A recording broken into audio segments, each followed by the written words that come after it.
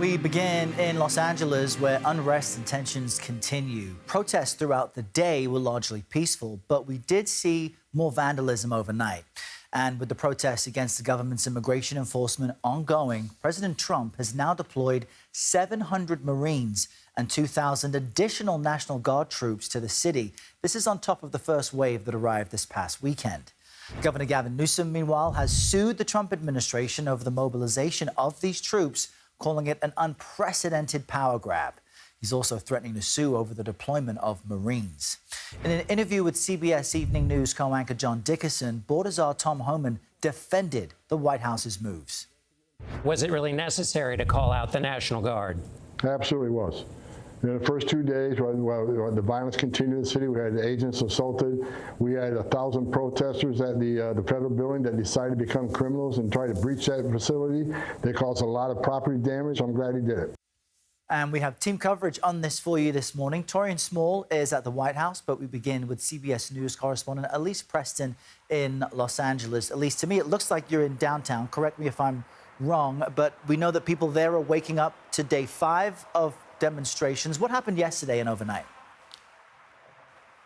Well, Errol, yes, you are correct. We are downtown, right outside of the federal building, like where we were when you saw us yesterday. But you can see not as much police activity in front. We do know that there are National Guardsmen standing by right in front of this building right behind me. And it is kind of difficult to get to this area, even though this street is clear. All the highway ramps kind of around it are blocked off. Now, I can tell you, yesterday, as you mentioned, there was another day of protests. They appeared to be calmer in nature than they had been in the days prior, but we did see flare-ups throughout the day. Now, overnight, we also saw police continue to push protesters out of this area. There were flashbangs used, there were rubber bullets used, and we did see some chaos erupt from the crowd.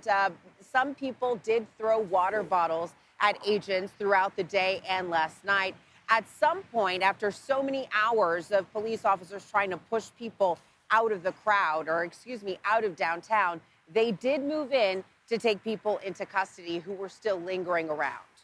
And meanwhile, Elise, what are you hearing from demonstrators and protesters who continue to show their displeasure with what the federal government is doing? Well, there's a spectrum from what we're hearing from protesters. There are many peaceful protesters who are coming out here, and they are just voicing their concern, voicing their disdain for these operations that are taking place that happened on Friday and Saturday of last week. And then people are also upset with the federal government's response to the protesting, bringing in the National Guard. Now we're hearing that Marines could also come in. So people are very upset about that. That has actually angered people. And a lot of the anger that we're seeing, it's more so not just from the immigration operations, but also the federal response to kind of keep these protests, to quell these protests, Errol.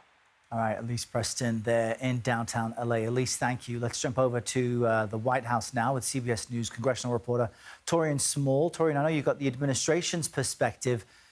Understanding that many folks in Los Angeles are upset over this, why is the president now sending Marines and thousands more National Guard troops to L.A.?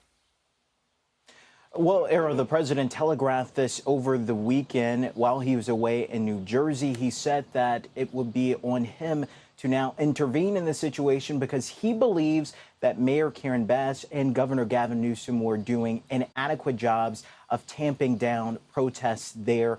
He late Saturday ordered 2,000 National Guards to be federalized and then mobilized to the area.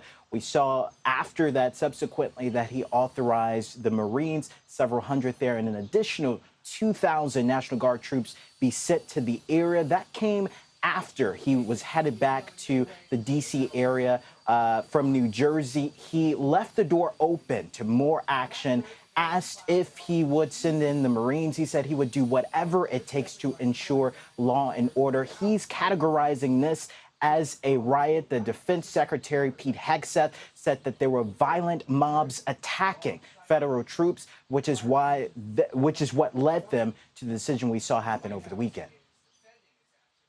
This escalation has triggered a war of words between President Trump and Governor Gavin Newsom. You've got threats of lawsuits now. Where do things stand this morning? Yeah, the governor calling this an unnecessary provocation and unlawful, which is why we saw California filed a suit against the Trump administration looking to overturn this order. This is an extraordinary use of emergency powers and also comes after Donald Trump utilized emergency powers to implement tariffs and a travel ban. The governor is saying that Donald Trump is overreaching here, but the president, when asked about comments that his border czar, Tom Homan, said that potentially the governor should be arrested for impeding ICE operations, this is what he said about the governor. I think his primary crime is running for governor because he's done such a bad job. He's an incompetent governor. Look at the job he's doing in California. He's destroying one of our great states. And if I didn't get involved, if we didn't bring the Guard in, and we would bring more in if we needed it, because we have to make sure there's going to be law and order. The president's words there continuing his longstanding beef with Governor Newsom, but Democrats are reacting critically to the president's not just words but actions this week, saying that he is teetering on the level of authoritarianism. Errol? All right, Taurean Small with the latest, and we'll have more on all of this in about 22 minutes. Taurean, thank you.